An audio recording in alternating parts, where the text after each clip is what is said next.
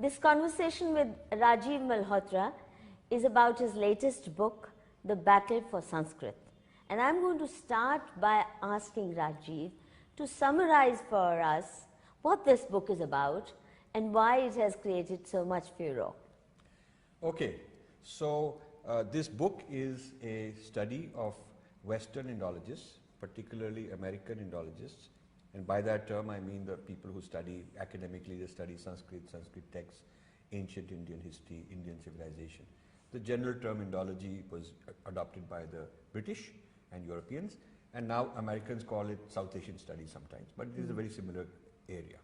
So this book critiques some of the most prominent, in fact one most prominent person in that field, and his whole entourage, namely Sheldon Pollock, who is at Columbia University, and his whole coterie, his whole entourage, and the influences he has, the kinds of prejudices or biases, in my opinion, that lie in this, and what are some of the consequences. So I give half the book is his work and where the prejudices are, and the other half of the book is about systemic issues. What are some of the systemic issues and what are the consequences, and some recommendations. So tell me, what are, if you again could summarize, what are Sheldon Pollock's key prejudices or distortions? So the title, the byline of the book gives three big categories. It says, is Sanskrit political or sacred? Is it oppressive or liberating? Is it dead or alive? Now each of these three is a pair of choices, where one choice tells you what is his position and the other choice is my rebuttal. So he considers Sanskrit and its texts to be primarily motivated by political designs. All of Sanskrit texts? He says that, yes, he says that the important ones that create history, history is created when these kavya and things like that are used by kings to spread their influence.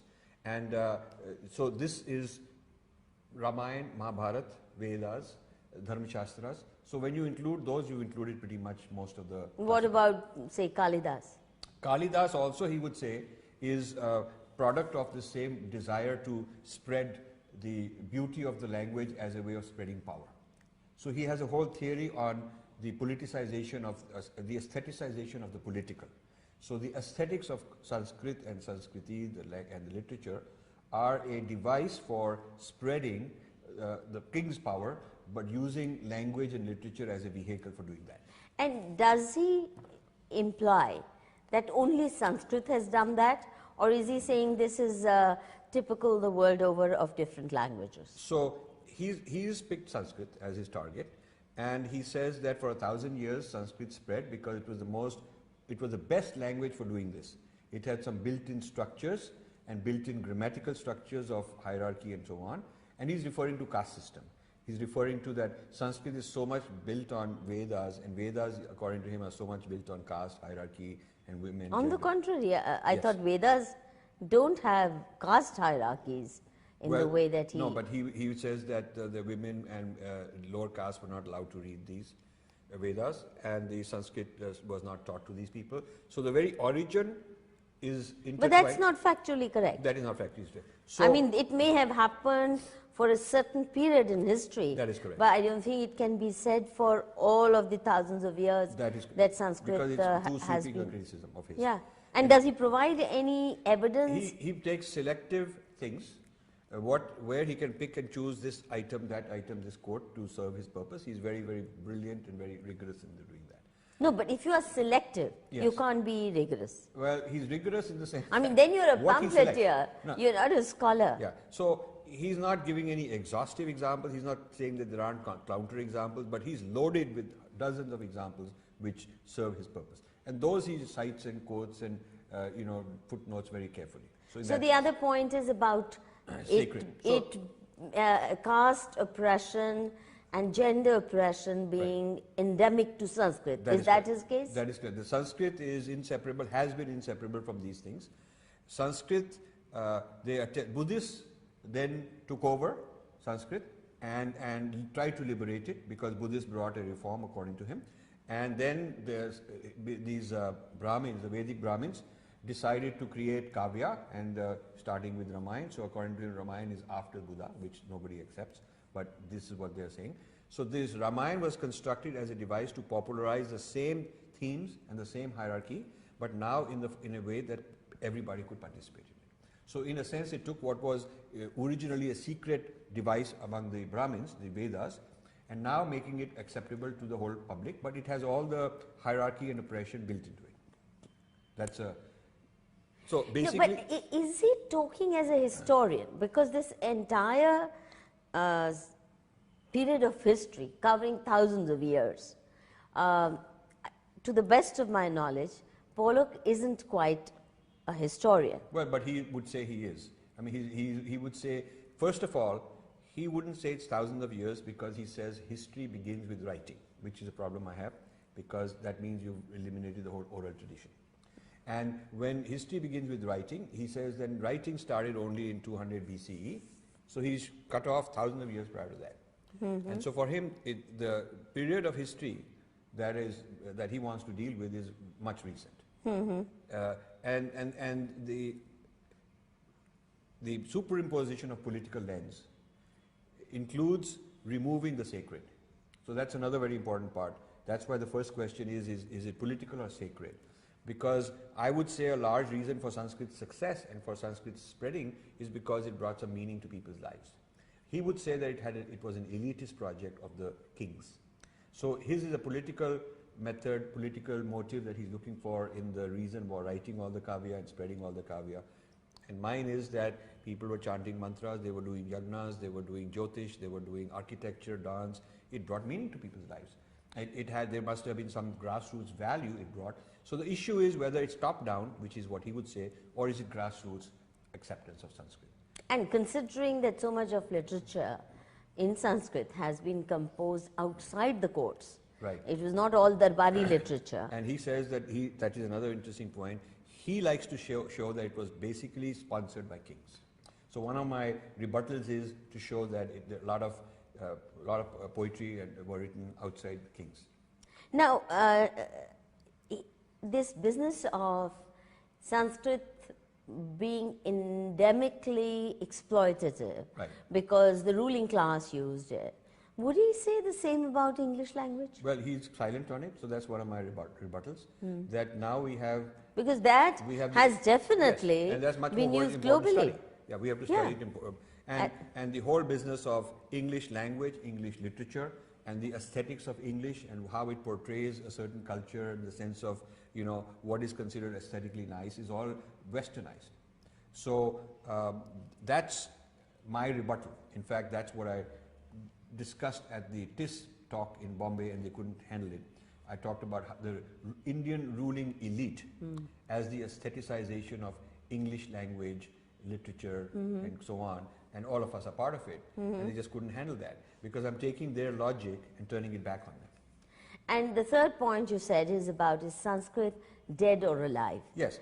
Now, why is he so desperate to prove or state that it's dead language? Because once it's dead, then it means that it's people like him who are scholars who can get to study it. If it's alive and the spoken Sanskrit language movement is doing well, the Sanskrit Bharati movement, it's bad for him because politically he cannot control it. A dead language can be controlled. It's fixed. Oral language, living language, spreading language, there are a lot of people with adhikar to talk about it. But he's trained as a Greek classicist and a Latin and Greek classicist. So those are dead languages. And so they're studied in a way that the expert who's a linguist, he's looking at something in a museum. It's not lived in people's lives. So this is the same stature, this is the sense of revival that he has in mind. He would say that the reason, his argument for saying it is dead is based on looking at evidence and saying that it died. And the reason it died is because Hindu kings killed it in the 12th century.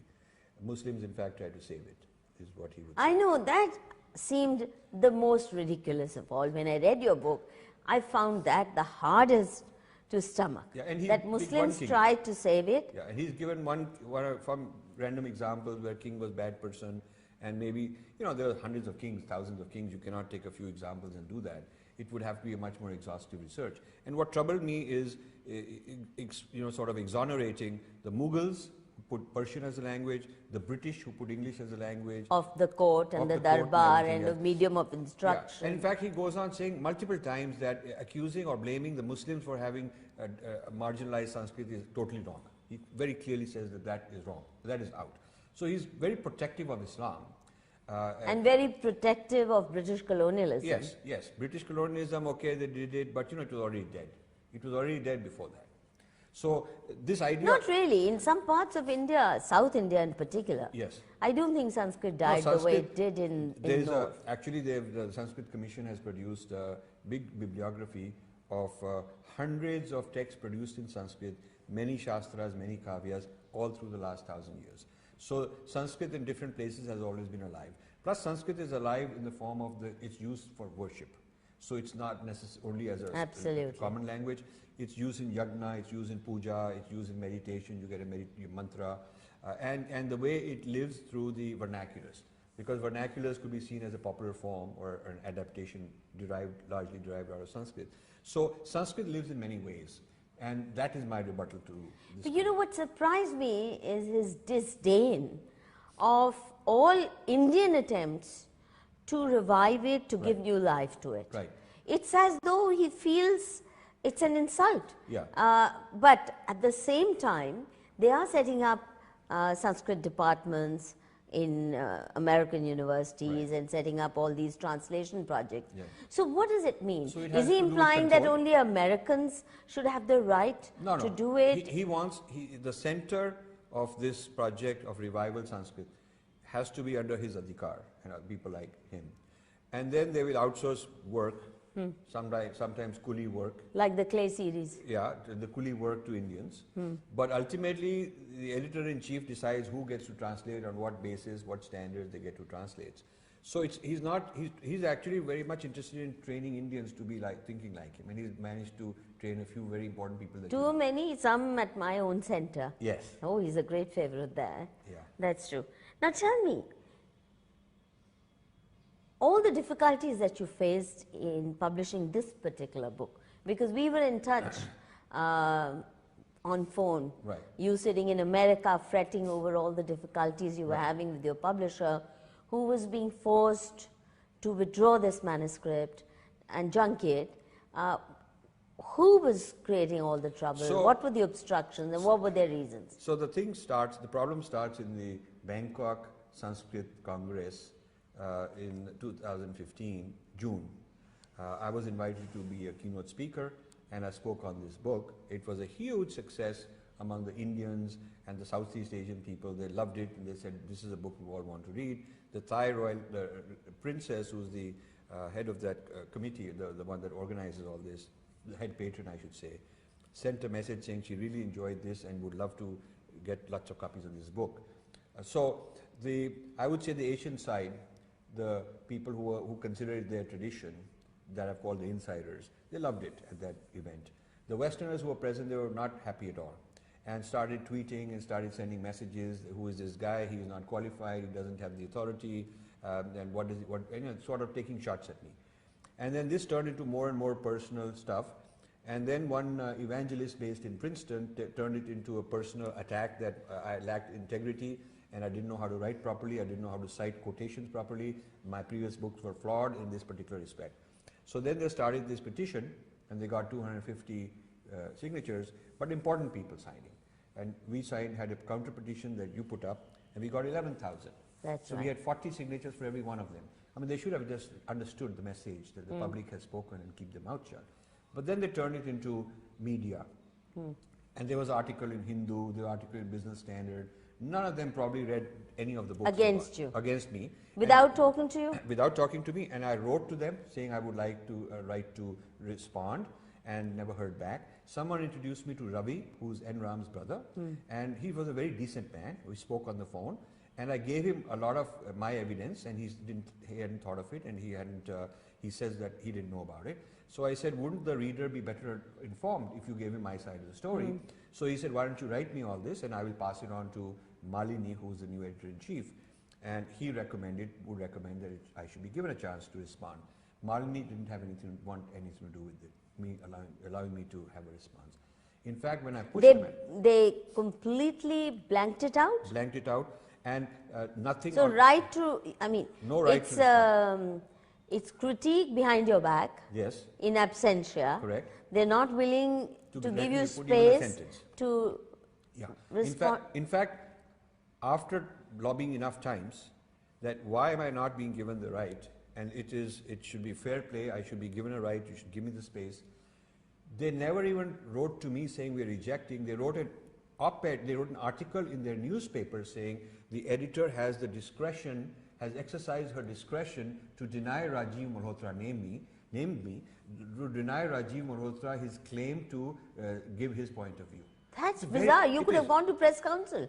But I don't know how these things work. No, no, really. This is unprecedented. Yeah, so I really think you should. Even now. Because I mean, she did that to me as well. Yeah. And she told me to my face at one time, all these protectors of Indian tolerance and tradition, she told me to my face she will never let me get published because I wrote something that bugged her and it annoyed her They're friends so in the CPM. So petty, so immature, and once there's something you said that they don't like, then for life you are blacklisted. I mean, this is one of the top 2 newspapers in the country. It's a disgrace that we call this free speech. I mean, free speech is at the discretion of the editors and gatekeepers, and they tend to be people who are not very fond of me.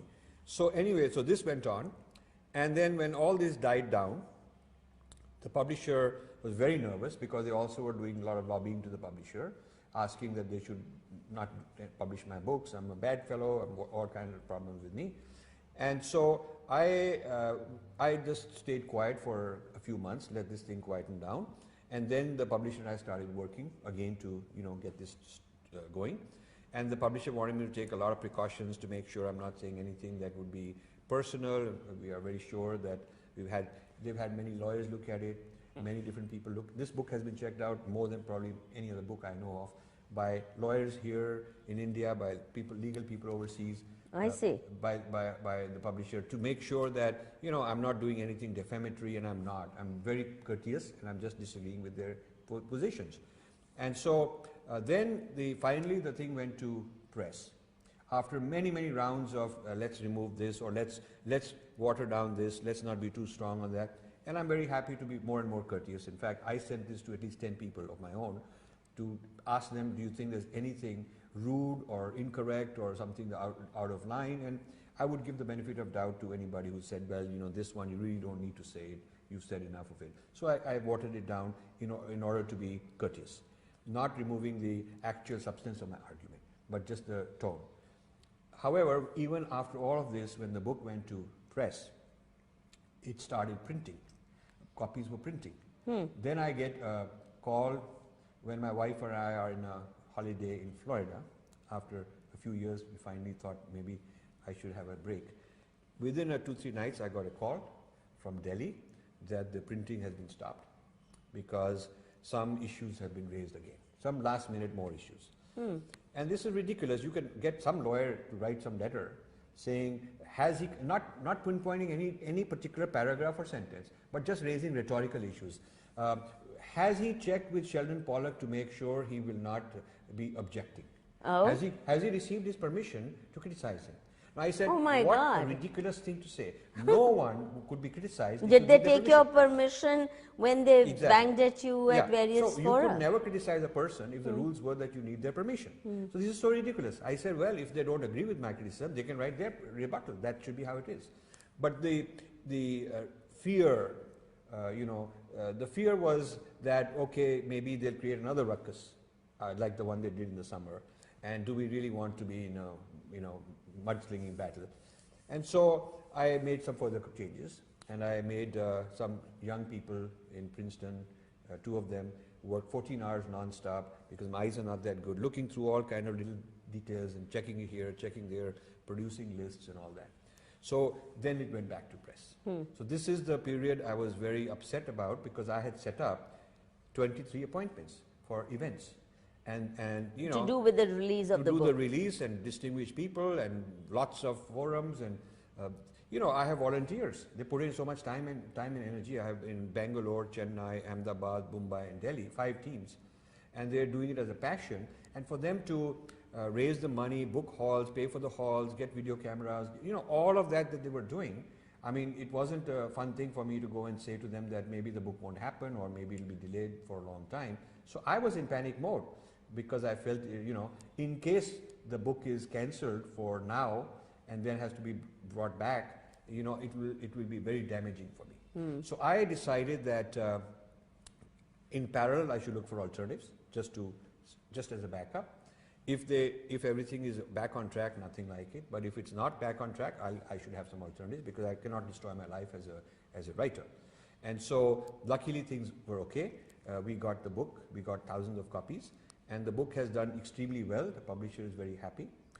We've sold out the first print run and much of the second print run. So that's Have they responded at all? Nobody. I wrote to Sheldon Pollock several times saying, let's have a debate.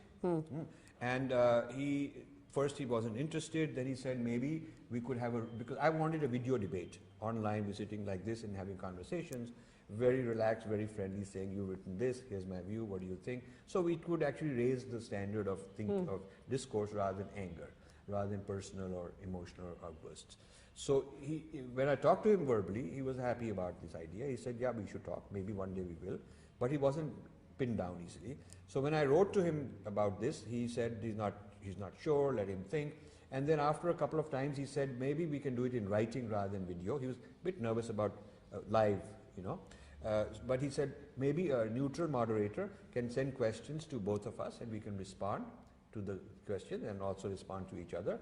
And then this neutral moderator can write up interview with both of us. Rather than video, it will be written. I accepted that. And then close to the date of availability of my book, I wrote again saying that let's proceed with this written thing. And he didn't come back with any response. He just said, wish you a happy holiday, and we'll talk later. And so they chicken out when it comes to an open debate. Yes, they've chicken. I would say, let's take him at face value. Let's then give him the benefit of doubt. I would say he's very busy, is what he said. He's very busy right now, and we'll think about it later. Okay, now one of the key arguments you've used in this book is that Pollock, as an outsider who does not really believe in all these sacred texts, or doesn't even see them as sacred, as you mentioned earlier, that he sees them through a political lens, and that too a Marxist, class struggle, gender war lens. Oppression, whom, all that stuff. That's right. Normally, this is not how literary criticism is done. I, as a student of English literature, I know that this is not how they analyze their own literature. But you know, why is it that he's coined a term, political philology. Yes. Philology is the study of text looking for meaning, interpretation of text. But it can be, there's many approaches to philology. So Marxist philology, which he's coined the term political philology, is the interpretation of text for a political motive, that looking for hidden political motives in this text. You may have written something and you don't think it has anything to do with class struggle, but you know what? We can Freudian psychoanalyze you and say in your basement, in your subconscious, in your unconscious, lies this hatred or prejudice, and it comes out indirectly in your style of writing, and you don't know it, but we are the doctor, will tell you that. True. Now, there's 2 points here. Firstly, I personally think this position you take on the insider-outsider needs slight amendment, because all insiders will not view it similarly. Absolutely correct. And all outsiders need not be as gross as his interpretation is. I mean, take David Shulman, for example. He is as much an outsider as is Pollock, but David Shulman is not so gross in the interpretations. Yeah, so I have written this idea in one of the early chapters. I've explained the term insider and outsider, and I've said that when you want to have a debate, when you want to highlight things, you need to pick a term of convenience, and not all insiders are one view. There is big diversity among the insiders. They also fight and disagree with each other, and not all outsiders are of a certain view. Nor am I saying that all Americans are outsiders. I mean, there are some people who are really deep into bhakti. There are people deep into philosophy, or Indian philosophy. They're more into it than Indians are. And so insider and outsider should not be taken as Indian and American. It's not an ethnic or racial term. A lot of Indians at the left are not insiders. I mean, they're brown-skinned outsiders. So I'm looking at it more like an ideological stand on these issues whether you think it's political or sacred, whether you think it's oppressive or liberating, whether you think it's dead or alive, are the sort of criteria which I'm calling insider and outsider. And any ethnicity can belong to either insider or outsider. And there are people who are both. There are people who are a bit of insider, a bit of outsider. There are people who are privately insiders, but publicly for career's sake they become outsiders. That's true. And there are also people the other way around. They are really, really outsiders, they're out to get you, but they pretend to be insiders to get like you. Like Pollock does. Yeah, that is right. Now this whole business of politicization, let's accept that there is a certain political worldview in Ramayana, and there is Right. also in, for example, Mahabharata. Right. For example, the theory of kingship. Right. The large parts in Mahabharata as well as in Ramayana, which do describe what are the what an ideal king is about. Right. Now, the point that I would like you to respond to is that the popular view within India of theory of kingship, either in Ramayana or say in Mahabharata, is one of extreme accountability to the people on whom the king is governing. So he's not it's supposed to be not oppressive. an autocratic, authoritarian Absolutely. king. Yes. It's also far from absolutist. Right. And the king, unlike, say, the European medieval notion of kingship, Right. isn't sitting top of the pyramid Right. and next only to God, who has Right. to be obeyed unconditionally. On the contrary, Right. the king can be not only disobeyed, but challenged Yes. in many ways. So I've given a lot of these points as counterexamples, and the main point, one of the big problems. So where does he get this authoritarian, autocratic? See, he because the looks whole at- idea of Ram Rajya, for Yeah, example, which yeah. Gandhi popularized even Right. through the freedom movement, Right. is an ideal place where everybody is fearless, everybody is equal, there is no tyranny, there's no exploitation. Right. The king takes good care of each subject, so much so that even a dhobi, and that dhobi incident, when interpreted through feminist eyes, can mean one thing, but when interpreted through king's accountability to people, Right. you know, it is that the humblest citizen has a right to challenge any action of the king Right.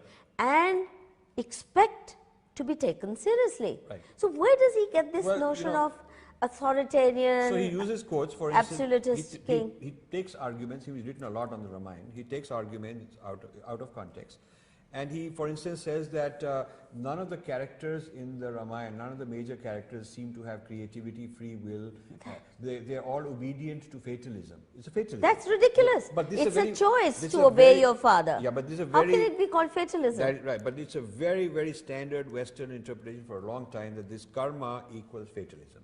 And so one of the things that has happened to Indian society, it is stuck in caste and fatalism. And so to liberate them, you have to come from outside. This is a civilizing mission.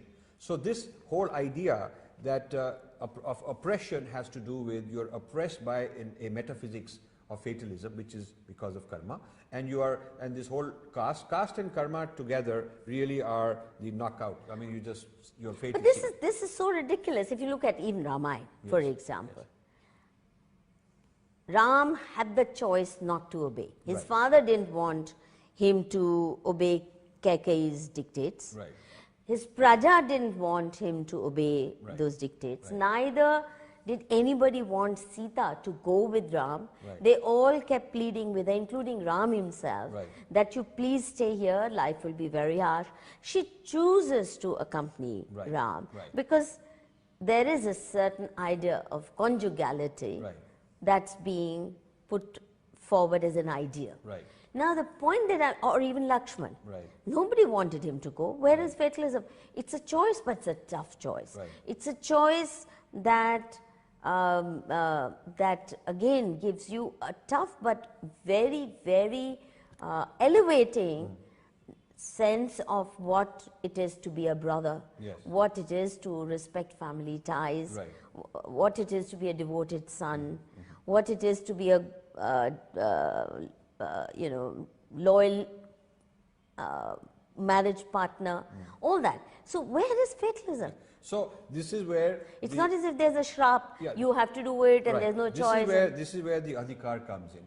If no person who's an insider to the Ramayana tradition had a chance to review their works, peer review their works, if their works are attempted entirely in the outsider space of who could. But it's not even outside, it's nonsensical.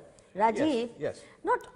But you know, the thing is that what you have to look at is that Sheldon Pollock has been writing on the Ramayana since the 1980s. I know, I'm aware. He did the critical edition of one of the volumes, and in the Clay Library he did a lot. He's written many articles on Ramayana after that. It's a favorite topic of his in TV interviews. I know.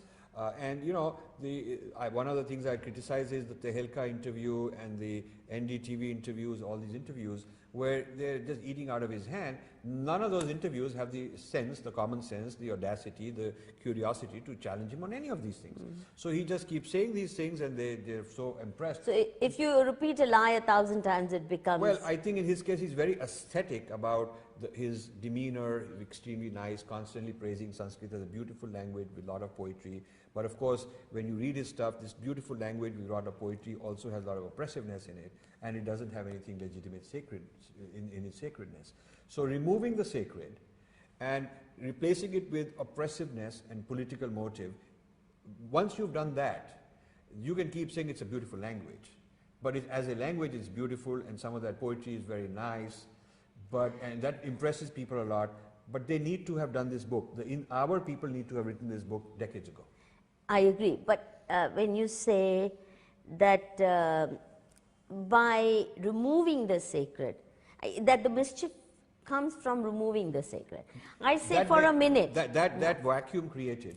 No, I would go a step further. Let's say even if I am reading it as an atheist, right? Okay, the Ramayana itself, an atheist can still have high standards of loyalty to family, or responsibilities of the king to the subjects. There are a lot of things in Ramayana. Not look for it for human rights violations. No, I'm saying what he calls human rights violations are in fact, take even say Agni Pariksha of Sita. Right. If you have studied literature, it's well-known technique that when a writer wishes to evoke horror at the injustice of something, it's like Othello, when Shylock demands pound of flesh from Othello, Merchant of Venice. The idea is not that Shakespeare is saying it's the right thing to do. Correct. It's to evoke a sense of horror. Correct. Right? Correct. Or when Othello murders Desdemona. Right. The idea is not to say husbands have a right to murder. I mean, it's broadly accepted that it's to evoke a sense of rejection and horror at the unreasonableness of the act. So I think it's the same dramatic technique, say, with Agni Pariksha. How could, and people in this subcontinent have interpreted it like that? How dare Ram ask such a Pativrata wife for Agni Pariksha? He might say, I don't know whether he might say that in Merchant of Venice, while Shylock is entitled to the pound of flesh, but Portia, if I remember correctly, comes dressed as a man, as a lawyer who's going to prosecute or to defend the other fellow, right? And turns this thing around and corners Shylock that, you can take this pound of flesh, but you're not allowed to take a drop of blood. Yeah. So the story then does nail him. So the idea is... But so does Ram get nailed? Yeah. All the time with, for example, in many Ramayanas, his mother stops talking to him. She says, how dare you do this to me? Lakshman protests. Even Hanuman, the prime devotee. So now let me... And there are so many Ramayanas where Ram is made to behave differently because that's not acceptable. No, that's very true. So now let me ask you a question. Why do you think that if for 30, 35 years a certain view of Ramayana has been perpetuated this way.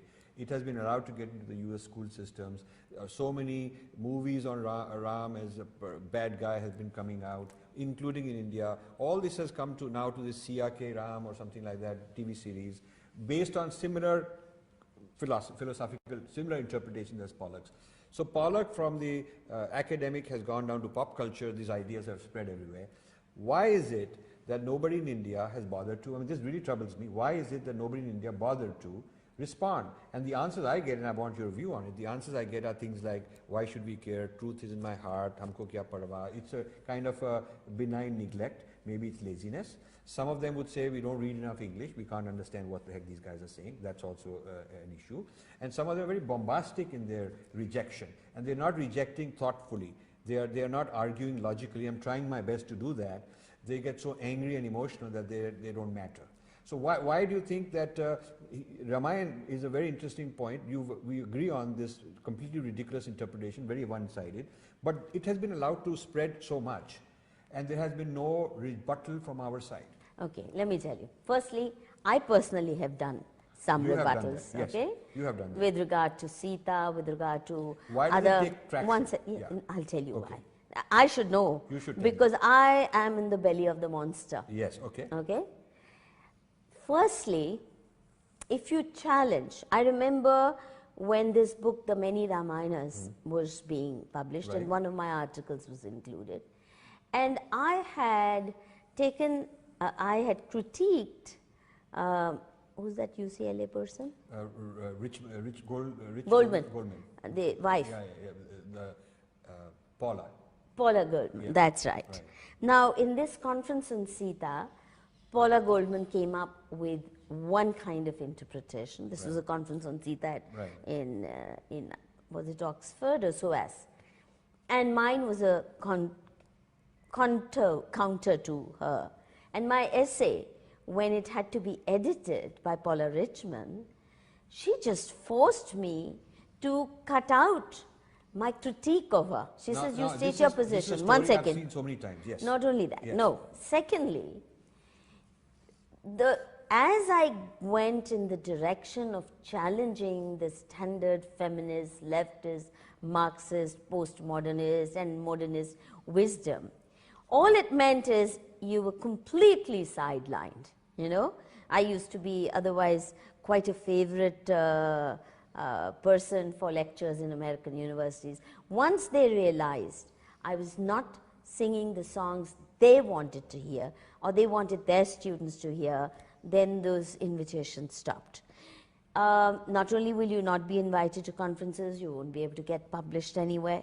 I mean, you had difficulty with this book. Yes. When I wrote my book on Modi, I couldn't get a publisher. I had to publish it myself.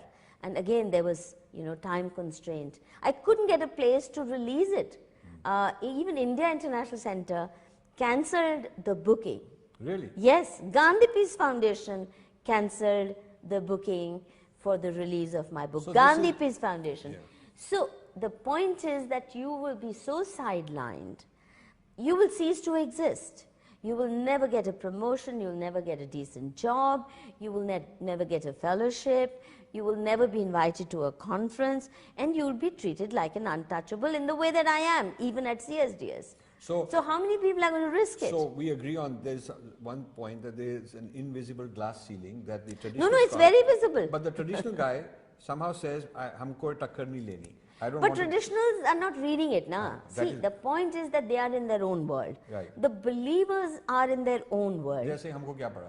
No, they don't even know what's being written about them. Yeah. It's like, say for example, BJP. You will say, if you read Economic and Political Weekly or any of their journals, you only see filthy abuses. Right. You know, fascist, mass murderers, whatever. And the dirtiest of political abuses are hurled at them. The fact is, They don't you'll know. never find a counter simply because these people never read those. Right. Their universe, They're into intellectual this like-minded universe is meetings. different. They're into meetings of Totally. like-minded people. They'll never invite somebody from the contrary viewpoint in Right. conferences. Like there was this, network created by somebody in Manchester University for study of Hinduism. So I was included in that, and we had series of conferences. And it's very interesting. I said, oh my God, somebody really wants to study Hinduism, not just and wants me in it. That means they must want to do something decent and sensible, not just demonize it. So I joined with great enthusiasm till I found that all they had was the same Christopher Jeffalot, Tanika Sarkar, Hinduism or Hindu right, Hindutva is equal to fascism. The only thing that you had coming by way of papers, one after another, was these kind of, atrocity literature. So when my turn came to organize one of those meetings, I said, look, what I'm going to do, I insist on is that we have the practitioners. You want to criticize the RSS, by all means, but have an RSS guy listen to you and respond. You want to criticize XYZ, whatever, or say whatever about it, you have to have those people. So I organized that kind of a thing.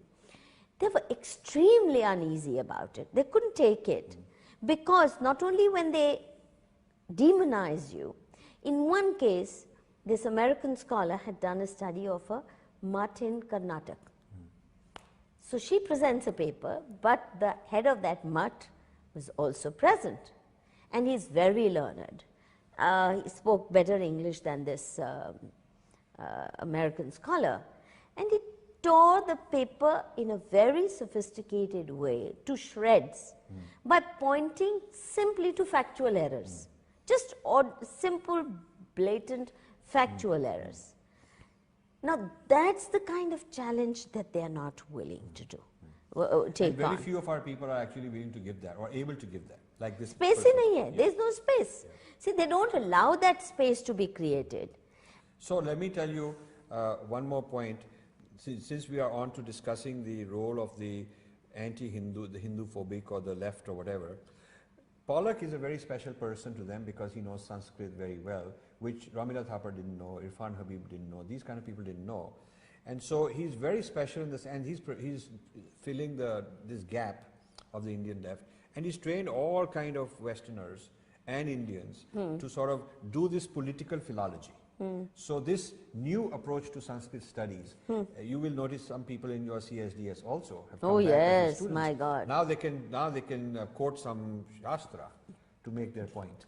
So now it is Marxism armed with some Sanskrit stuff they can quote. This has become very dangerous. Not only that, let me tell you, very recently, some of my colleagues who have taken on this challenge, because as you mentioned yesterday in your lecture, that earlier these leftists, when they said something, people said, but you haven't read. How can you say you can't read Sanskrit, you can't read Marathi, you can't read any of the languages? So they've started actually taking the reading of these texts seriously. Right. So some of my colleagues set up a reading circle, a reading group for these texts. They had a Mahabharat study group, and then the second one was Manusmriti, Manusmriti study group. Right. But again, the person they invited, or the persons they, 3 American scholars came to train them in reading or interpreting Manusmriti, and I asked them, why not a Pandit from Varanasi? Exactly. So what has happened is, in one stage, the Americans have taken over the interpretation, and the further stages, they are now the producers of knowledge. Indians are the consumers. They're now coaching the next generation of Indians, who will then go through society, trying to expunge so-called violence in the text. So he wants to decontaminate the texts. He clearly writes that he wants to make it safe, remove the toxicity. These are words used in Pollock's writings, that what he calls liberation philology. Political philology is looking for the politics. Liberation philology is now liberating the people from that toxicity by getting rid of all those things which are bad and dangerous according to their point of view. So giving Hindus our human rights. So now they're going to give our Hindus rights. So in a sense, one person made a very insightful remark on what I'm doing. He says, what you are doing is you're uncovering that they want to write the new Smritis.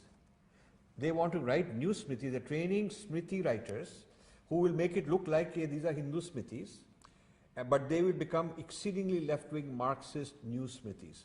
So this will be the Charvak 2.0 in the sense that it's very extremely atheistic, nothing wrong No, with that. it's not atheistic. I'm sorry. I don't agree with you there, because the impetus is coming from the evangelicals. Yes.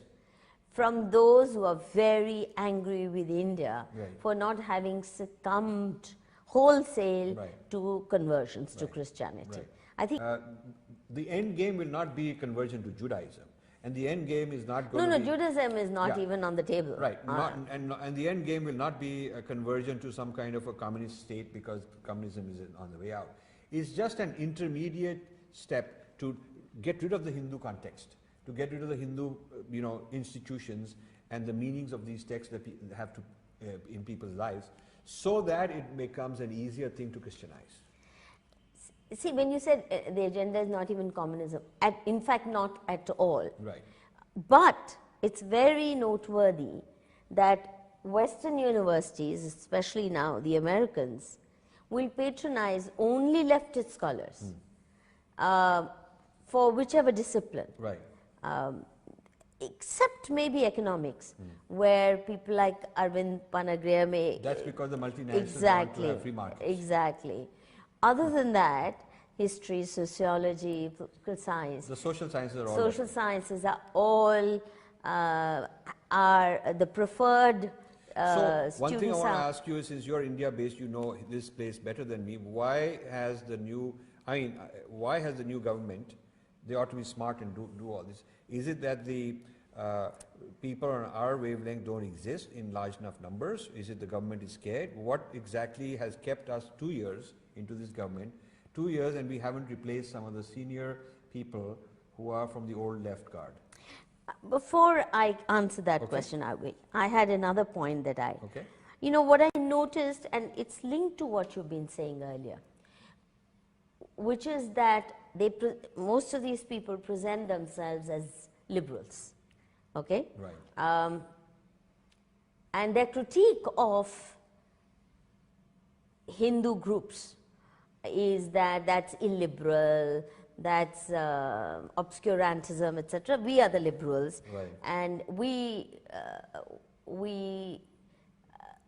relate to the liberal strand within Hindu tradition. Right. And there they find bhakti movement or whatever as their big peg to hang things. Right.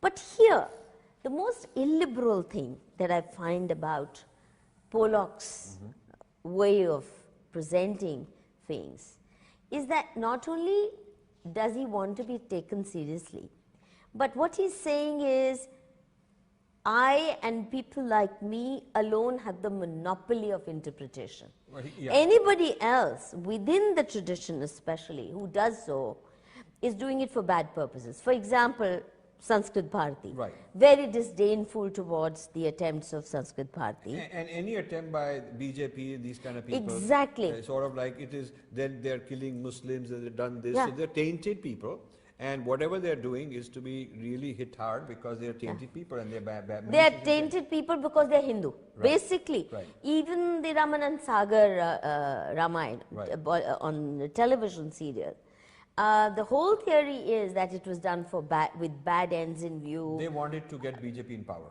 They, That was the theory. and promote obscurantism and women's oppression and training women to accept a subsidy. right. I mean, that's the whole. So, let's say whatever the aims and ends be, but the fact that nobody within the tradition should even have the right to own these texts, do with them what we like, who the hell, why do we need your permission or certification? But you know, that liberalism also is lacking. But I would say I also blame the traditional people for not sticking the neck out. Because if I, without the training that most of these people have in Sanskrit and so on, sitting far away, am able to do this, stick my neck out, then there should have been people in, we have 15 Sanskrit universities in this country. They have vice chancellors, they have funding, they have resources. We have so many mathas. Now, one of the biggest mathas is about to sell out to them, this whole Shingeri thing, because they are in awe that these guys are better than us and we will be in good hands because they'll look after us and New York jayenge humko they'll look after and we'll get VIP treatment. All that kind of stuff is also part of it. Some of the best Sanskrit scholars I discovered in this process, when I sent my book to review, my manuscript to review, Because I was criticizing certain people that have given them patronage, they did not want to touch it. They said, okay, we do not want to be involved in this. So they would give me things privately, but don't quote me, this sort of thing. Oh my God. Yeah. So our people are also a little bit sold out, a little bit fearful. Little bit, nahi. Hugely. Hugely. Hugely. Hugely. We are only too willing to be. But now we have money, so why aren't the billionaires putting money into chairs in their hands when that same money could be used to upgrade our standard of education But here? you see, the alternative viewpoint is not available in the English language. Right. See, the other thing is that having made English as the main vehicle of scholarship in India, whether there's not a single history journal in any Indian language, there's not a single Marathi journal in any Indian language, it has to be all in English. Now, if Rohan Murthy, who gave this money, has to access or express his admiration or commitment to this heritage, who does he go to? They are the only ones writing. And if you write any other which way, you won't get published. So you completely... so we've become so, it's like almost like total a point monopoly. of no return for us. It's a monopoly, and this monopoly needed to be broken. And that brings me to the point you raised. Why has this government done zilch and you know, to challenge this monopoly? Not only that, but I have had zero support in this. I've gone to 23 events and I've worked hard, and I have health issues, and I have no support. I mean, my volunteers are coming up with money, the students to rent halls, and I mean, I'm really moved at the level of support without counting on any institution of power we have right now to do even one thing for me. And so I'm doing it in spite of all that for my passion, and I don't understand why are they threatened? They shouldn't be threatened ideologically, because I'm actually helping doing their job, which they should have done. Are they scared that maybe this guy, you know, he'll become in the limelight? My feeling is that the guys at the very top probably don't know this, and the people who are sort of a little bit below them would rather get into things which they can claim credit for. They can look like they're very smart. So I'm an outsider. I'm not a member of any of these organizations, never have been. So I'm just somebody that can be ignored on the side, and they can sort of pick my brain. And you know, without mentioning names, one of the major political parties invited me to lunch a couple of days ago with their 10 or 12 spokespersons sitting around, and each of them wanting to get tutored. कि अच्छा हमको ये प्रश्न पूछा जाता है तो what is your विचार, क्या कहना चाहिए? And I said, I'm not here to tutor you, a private coach and all that. I've come here to ask you, large part of your people come and learn from me, they attend my events, they buy my books, and I'm very helpful to them, and they're very grateful to me. But you as the leaders, what have you done for me? And they were just dumbfounded that I could talk to them. See, it's not doing for you or for X, Y, Z. I mean, for themselves even. I'm saying for India. Yes. Forget themselves. Because they came with the agenda that they were going to transform the face of India. Right. And that would include not just economic regeneration, but also from the kind of impression Modi gave, that this deracinated education system, this monopoly of the left, the intellectual monopoly, that in the manner in which they've used, this needs to be challenged. But if you look at the past 18 months or more now, no, 20 months now. Almost 2 years now, yeah. Yeah, almost 2 years now, 20 months. All the major institutions of social science research continue to be ruled by the same people. Right. ICSSR, same team is in place. CSDS, though, you know, there the government can't change because faculty is permanent. So CSDS is different. ICSSR, the board, and the top appointees who decide the agenda have to be changed. CSDS gets money from ICSSR? From the ICSSR through HRD Ministry. I mean, HRD Ministry through ICSSR. They can put some financial burdens on CSD. I'm saying forget that. वो तो बहुत देर दूर की बात है. For Nehru Memorial Research Center, headless. They removed the old guy, but haven't found time to appoint a new one. ICHR, they did so, but such a high-handed job, and somebody not really together, so that you know, things aren't really moving, and then they forced him to resign and then created such a shindig over it. So nowhere, FTII you saw, they put a guy who became a joke because he's so unfit for the job. So when they appoint, and I see Indian Council, Historical Research. No, the ICCR. ICCR recently gave an award in Rashtrapati Bhavan to one of those guys. I've written in Indra's Net that he's one of the founding fathers, main scholars of this whole neo-Hinduism thesis. That gave him an award in Rashtrapati Bhavan. So I couldn't understand. I mean, don't they have a think tank or somebody to vet these names, to do some background checks? They don't do any reading, and they couldn't care less. They shun people like you who could force them to act. But I'm not even competing with these people for a position. It's not that you are competing. Many of when they did this conclave in Goa, I was excluded 2-3 years in a row. You know, why? I have no idea. I wrote to Ram Madhav. He knows me. He stayed in my house in Princeton. We know each other. Until he got into power, he was fine with me. I written every time I'm in visiting that I'm coming from this day to that day. If there are any important events, anything I should attend, let me know. I'd like to call you. I'd like to talk to you. But it is silence. There is just no response, and I'm never invited. So I don't know what is the thing going on. Is it jealousy? Is it fear? Or am I tainted so much that they now want to impress other people? You see? I don't think it's even that, because political softwares created by these ministries and Congress party use them very well by sucking in leftists and making them its intellectual foot soldiers, and therefore came to acquire monopoly. I mean, the decline of Congress is also on account of this, because they actually completely trampled over, sidelined their own intellectual tradition. Congress had a very rich intellectual tradition. The nationalist historians, for example, R.C. Majumdar, totally eliminated and supplanted by leftist historians. And this, the left did for the Congress, and the Congress let it happen not only willingly, but it's as though the left was doing them a favor by erasing the nationalist intellectual tradition in history and social sciences, and they seem to be proud of it. Either they don't read, or God knows what the method behind that madness is. So what the left for the Congress did to its own intellectual tradition, the BJP is doing it more ham-handedly by not even bringing in anybody. It's a vacuum. They seem to have no agenda. So when you say that they don't invite you to do this, or they don't use your brains, without, you don't even need any returns, it's because there's no agenda. But at the same time, I see certain people very intellectually ambitious in their camp who want to be seen surrounded by intellectuals.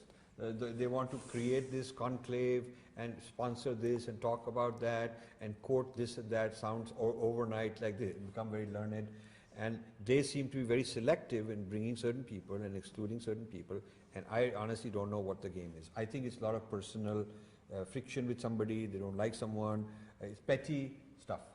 And for a major party ruling a major country, it doesn't behoove well that some people have this pettiness about them. But you know, with you, there should not be any clash of interest, simply because you're not asking for anything. Yeah. You don't want to be a minister, you don't want to be head of this or that institution.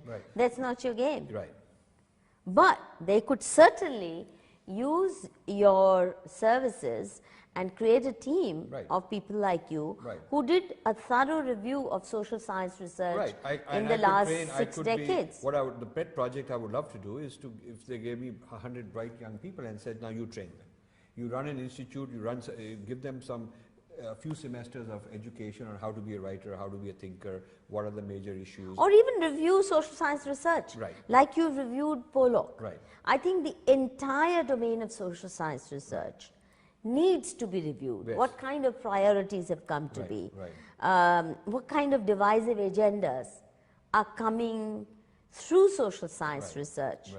combined with, of course, a certain kind of NGO activism. Right. You know, Right. that needs to be done Yes. urgently, and it doesn't seem to And be on since there. these things take time to bear fruit, you cannot just order it and have it done. I think they don't probably understand how much effort, time, brains it takes to produce results, because to do these reviews takes a lot of effort. Absolutely. I mean, this thing sucked my whole prawn for 1.5 years. So they might think कि हो जाएगा कभी बाद में देखेंगे, but they don't understand that we're losing time, and before the term is over, you won't be able to complete many projects even if you started them now. Now, finally, to conclude, why do you think they haven't, Pollock and company, haven't responded? The newspapers are not reviewing your book. I think they will. I think there is a huge attack coming. I am expecting that. I don't know what kind of attack it will be. I hope it's intellectual. I hope it's serious, scholarly level, and it's a chance to not some sort of hit me in a newspaper where I'm not allowed to respond, but something more open where we can give and take. I'm more than happy to be corrected. I'm more than happy to say, okay, this was not right, and I'll accommodate that. I have no problem making adjustments, but I do want a voice, and I want a voice for our tradition. That's what I want. I'm opening the doors for our traditional voice. It is not that mine is the final word. I don't want But to they didn't review you, they didn't engage with you in your Correct. previous book also. Never. They only This is my fifth book, and they've bogus charges. They've never reviewed me at all, and they only mentioned me to attack me, which is very strange. One of my points I wrote to mention to Ravi of the Hindu is that how come the Hindu never reviewed me and I'm a stranger to their readers, and the first time they ever hear of me is that I've suddenly become so important that a huge article on the front page is about me, bad things. But who is this Rajiv Malhotra? Nobody mentioned who is this fellow and why is he so, why does it matter? So he was also dumbfounded. He said that is true. And so there is it's a very shallow and kind of a meanness, fear. I think But now you know, see, if you were a young scholar, okay, then I would be you be able to scared. survive? I would be very scared. No, you couldn't. You couldn't have found a publisher. And I would be not able to, I would be scared of my career, I would not have the credibility.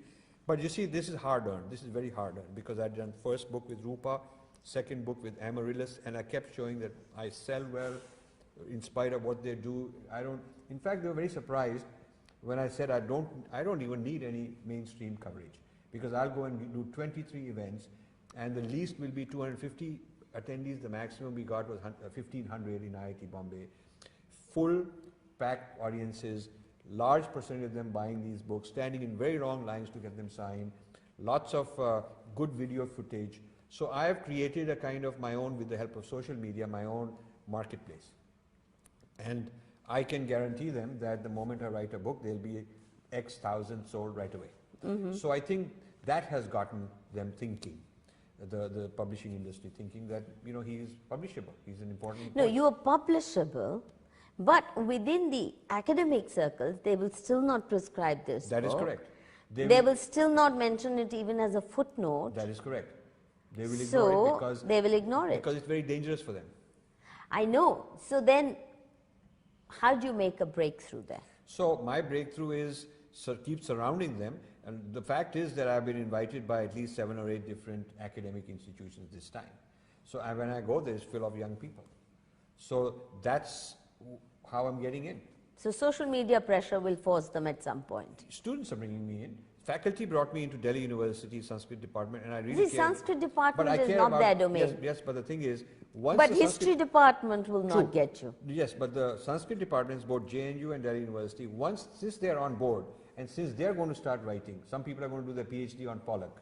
One guy came to me and said his whole PhD is on Pollock, and he's going to take this book as a starting point and go deeper and analyze it, which is great. I like more PhDs coming that way. Once that begins to happen, and these people feel a little more empowered, the chair of Sanskrit department, Delhi University, said that I challenge the history department to come and debate us. He said it right in the mid. They won't. Yeah. So we are empowering our side. We're giving them more ammunition, more things to work with, and giving them some weapons to go and fight the other side. That's what I'm trying to do with this. I'm not debating the history side because they don't want to. So I'm saying, okay, I'll empower and educate my team, and they'll fight you. So as time goes by, they will feel the pressure. You will feel that people in English study, English honors and history and political science and all these kind of people will feel pressure from more and more young people who are being trained in a different way. See, young people have to reach a certain position of power before they can. Now let me give you a very recent instance of how they can shut you out and destroy you. I was nominated by one of my senior colleagues of the previous generation, Dhirubhai Sheth, for national professorship of the ICSSR. And without my having asked for it, it did come to me. I've been selected as national professor. It's supposed to be a great quote-unquote honor for any institution to have one of its faculty accepted or offered this, because it's supposed to be on the basis of your preeminent scholarship or whatever. It's not something that you apply for, but you are awarded. Now, one of the requirements of this fellowship is that an institution, preferably my home institution, has to give me affiliation. Do you know that the CSDS has denied me affiliation? It's never happened in the history of ICSSR. Counterproductive for their own interest. Not only has it never happened in the history of ICSSR, it has never happened in the history of CSDS that anybody with a funded fellowship, even when it's a riffraff scholar, you know, from nowhere on earth, nobody has ever been denied affiliation. I'm the one and only instance. And there are 10 other examples. I'm the only one in this rotational system who's never been made director of CSDS, so I'm the senior most. I can give you a whole list of things that they've done to me. I never protested all these years.